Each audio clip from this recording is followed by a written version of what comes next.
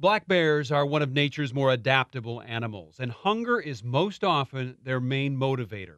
The best sense of smell in the forest means a bear will range far and wide if food can be found. Changing forests and simply more bears needing more space have pushed bears from the north farther south in Minnesota and Wisconsin. I spent some time this spring up near Grand Rapids with bear research scientist Dave Garschelis.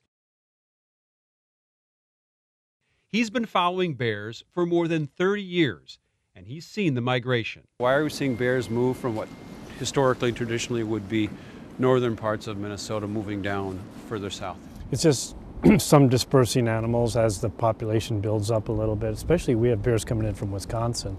Their population is actually growing faster than ours. Finding bears in our backyards from the Twin Cities and south is not uncommon today. Many are seen marauding bird feeders or garbage cans. Neighborhood bear encounters can be alarming, but you may need to get used to them. Minnesota now boasts a black bear population of around 12,000.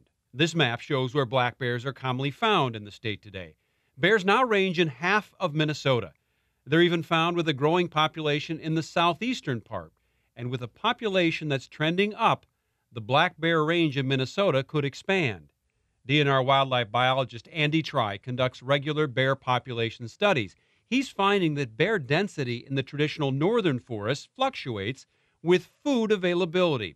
A bad berry or hazelnut year will force bears to look elsewhere for food, so they straggle into other areas, and some never come back. We have a study area up here north of Grand Rapids. It's about 100 square miles. And the bear population since the 80s has declined about 50%. And density-wise, it's down to about 25% of what it was in the 80s, which generally means larger home ranges. Black bears are opportunistic. They learn quickly how to adjust to their new home surroundings. While they prefer their natural foods of berries, acorns, hazelnuts, roots, insects, and some meat, a black bear will learn to love other things. In ag land, it's corn. In populated areas, anything you or your pets will eat, so will a bear. Is the search for food the main reason we see the bears range into non-historic places like the Twin Cities? Yeah, I mean, they'll only come to places that they can find some food, and that part of the food is agriculture too. So they'll follow strips of cornfields or something like that, and they keep moving. They actually follow each other. They leave trails through the woods, and a bear will follow another bear. In the eyes of the Minnesota DNR, an expanding home range for black bears does not necessarily mean there are too many of them. We actually want more bears, so we've backed off on the hunting pressure, and we want the population to increase a bit.